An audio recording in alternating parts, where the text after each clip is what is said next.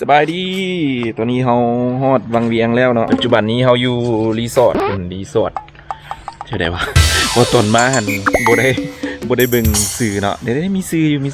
ชื่อว่าวังเวียงอีโกโรดรีสอร์ทนะ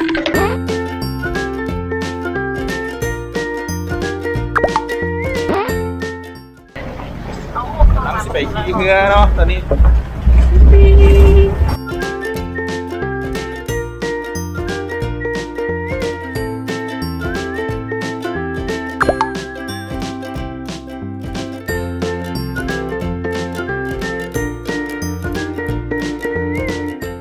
มาแล้วคนบอลลงเรา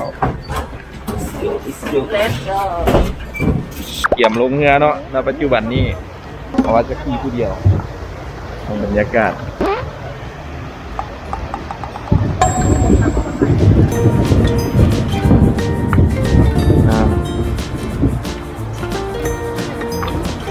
เกี่ยมเนาะน้ำเย็นใส่เกือบอีเตะมาไม่ได้ไงใส่เกือบอีเตะเนาะ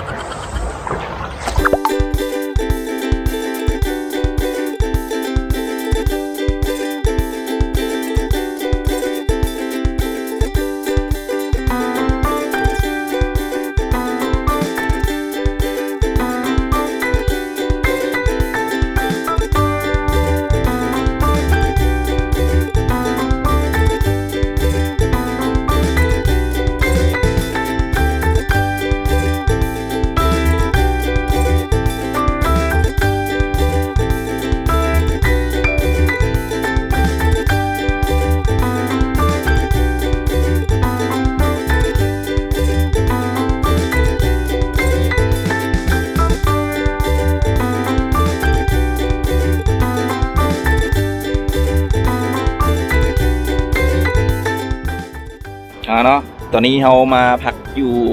เขาเอื้นว่าขัวฟ้าเนาะคือว่าขัวฟ้าขัวสีฟ้าอยู่ที่นี้ซึ่งว่าเป็นชื่อว่า Neverland and Bars เนาะเป็นอยู่ที่นี้เห็นบ่เพราะว่าตอนนี้ก็สวินกำลังลงเนาะก็ค่อนข้างที่สิมืดน้อยๆนึงอาจจะบ่เห็นวิวพอปานใดแต่ว่าเขาสิพยายามเก็บวิวมาให้เบิ่งน้ำกันเนาะเบิ่งแต่เกิบเนาะ มื้อนี้ใส่มาตอนนี้กำลัง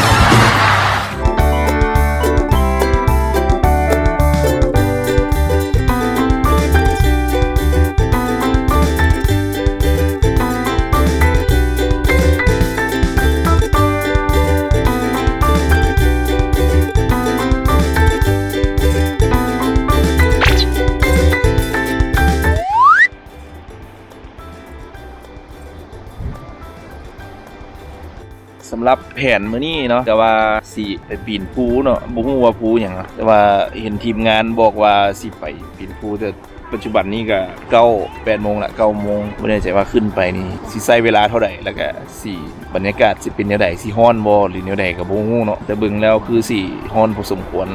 ตอนนี้ก็นั่งชมวิวท่าเนาะเพราะทีมงานยังเก็บเครื่องอยู่เพราะเฮาสิย้ายสถานที่เลยเนาะคือไปปีนภูแล้วก็สิได้กลับ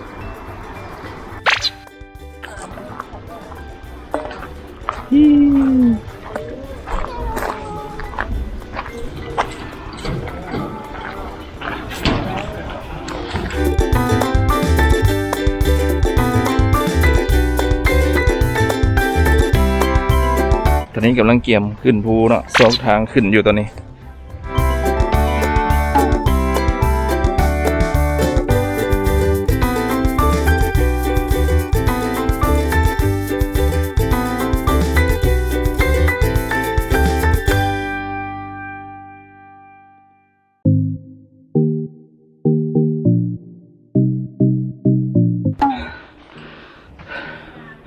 บรรยากาศทางขึ้น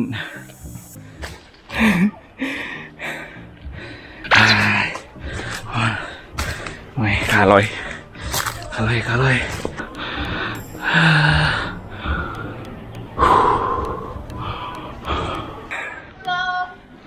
บุเห็นธรรมชาติเนาะเป็นทางสันลงไป ทางเฮาสิขึ้นต่อ มาแล้วตอนนี้เมื่อยพักผ่อนเนาะจริงๆตอนนี้เป็นขั้นใดขึ้นจุดนี้จะบูหัวยังอีไก่บอนะมีทางแนวยางขึ้นมาพิวพอแล้วเด้อพักขั้นใดแล้วเนาะขั้นใด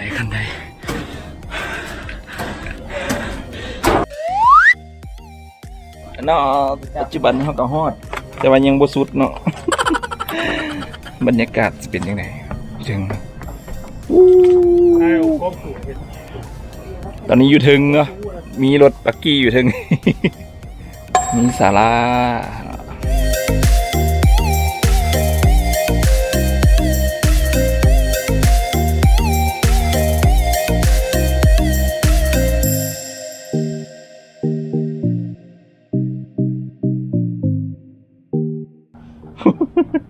บรรยากาศ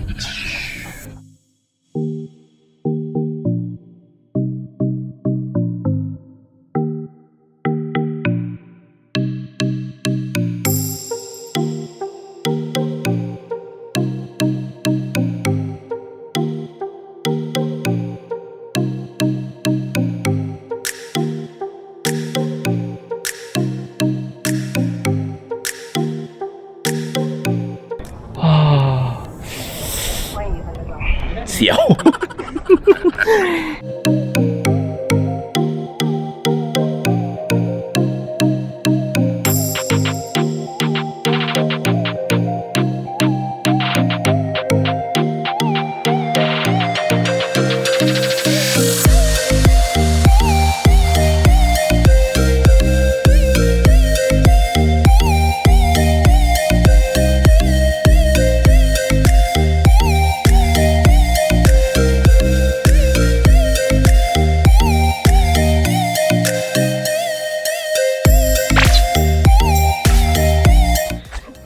กำลังเดินทางกับ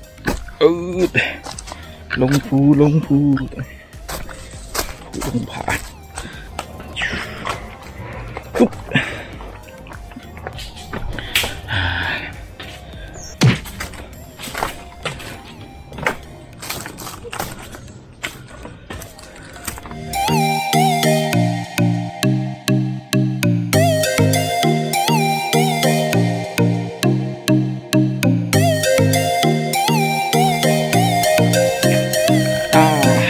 กันลงมาฮอนแล้วตอนลงแป๊บเดียวขึ้นมาขึ้นโดนก็ฮอดฟังระยะทางที่เราขึ้นไปประมาณเข่าหอมนั้นไต่ขึ้นไปแหละจนสุดปัจจุบันนี้เราลงมาฮอดละกลับฐาน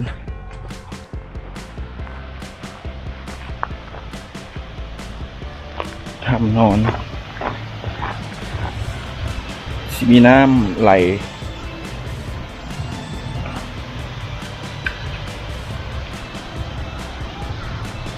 หลายคน เป็นจังไดน้องเพื่อนได้เบิ่งคลิปของเฮาไปแล้วแต่ว่าคลิปนี้เฮาบ่มีคลิปปิดท้ายเนื่องจากว่าเมมโมรี่ของเฮาติ่มฉะนั้นเฮาก็เลยมาปิดคลิปแบบนี้เลยเนาะโอ้ยน่าเสียดายเลยแต่ถึงนี้ก็ตามเราฝากเพื่อนๆเป็นกำลังใจให้เฮาเนาะที่จะเฮ็ดคลิปต่อไปฝากกด Subscribe กดไลค์และคอมเมนต์มาใต้คลิปว่าอยากให้เฮาไปลิ้นอยู่ไสในคลิปต่อไปทีนึงขอบใจเพื่อนๆเนาะที่เข้ามารับชมคลิปนี้จนจบอย่าลืมกด Subscribe ให้เฮาเด้อขอบใจ